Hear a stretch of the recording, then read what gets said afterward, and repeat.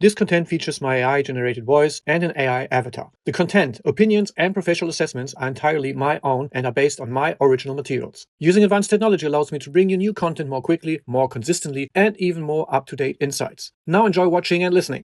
We often equate a packed waiting room with ultimate success.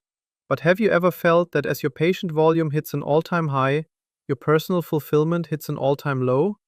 It is a common paradox in our profession. We push for more chairs, faster appointments, and dense schedules, only to realize we've built a high-stress engine that thrives on throughput but starves the human element. When we prioritize sheer speed over the quality of our interactions, we aren't just risking burnout, we are creating a system where error correction becomes a constant, invisible drain on our resources. This volume-centric model forces our support staff to rush critical tasks, sacrificing team cohesion and long-term patient relationships for short-term revenue gains. In the world of lean orthodontics, we must recognize that true efficiency is not about how fast you can move a patient through the chair. It is about minimizing waste and maximizing the value delivered. Success should not be measured merely by the number of active cases, but by the quality of the systems and values that sustain the practice. These systems create reliable, repeatable outcomes that reduce administrative overhead and stress for everyone involved. To achieve lasting professional joy, we have to move away from a survival mindset and anchor our leadership in 4 specific core values: patience, reliability, empathy, and gratitude. These are not just soft skills, they are the structural pillars of operational excellence and a high-performing team. Let's consider the strategic power of patience. In a world that demands instant results, patience is a massive competitive advantage. It allows us as leaders to implement changes thoughtfully rather than reactively. When you try to force a massive structural shift overnight, perhaps a sudden transition to a fully digital workflow, you risk crushing your team's morale. This sledgehammer approach usually creates more chaos than progress, resulting in costly, failed rollouts that eventually have to be reversed.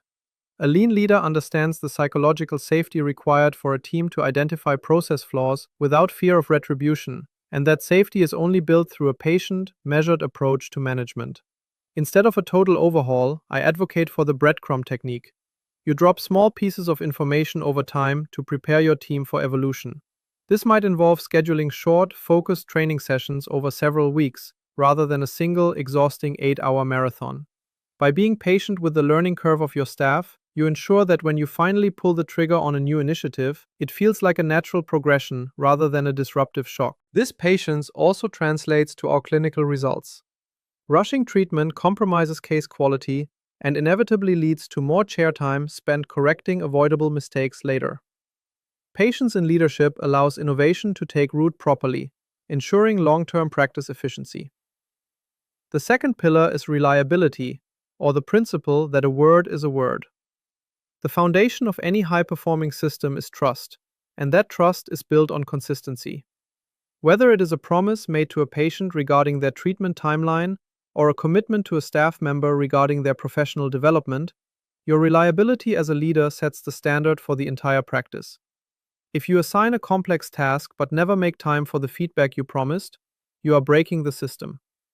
A breakdown in leader reliability signals to the team that commitments are optional, eroding the very foundation of accountability across the entire clinic.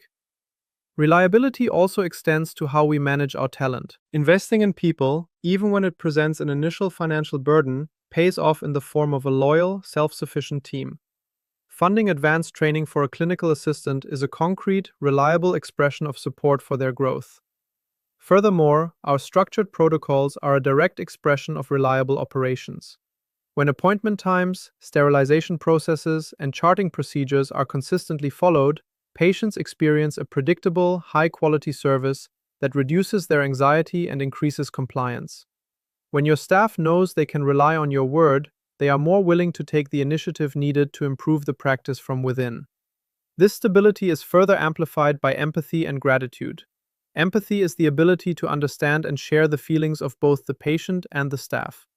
Clinically, it means recognizing patient anxiety and adjusting our approach accordingly. Internally, it means anticipating your team's stress points, perhaps an overwhelming workload or a conflict between departments, and proactively addressing them through schedule adjustments or mediation before they boil over. Finally, there is gratitude. Regularly expressing authentic thanks for effort, not just for the final result, cements team loyalty and fosters a positive feedback loop that reduces the administrative ballast of internal conflict. When you lead with a clear moral compass founded on these core values, you find that the practice doesn't just become more profitable, it becomes more fulfilling. You move from managing daily chaos to architecting excellence, creating a sustainable competitive advantage that no volume-centric model can replicate.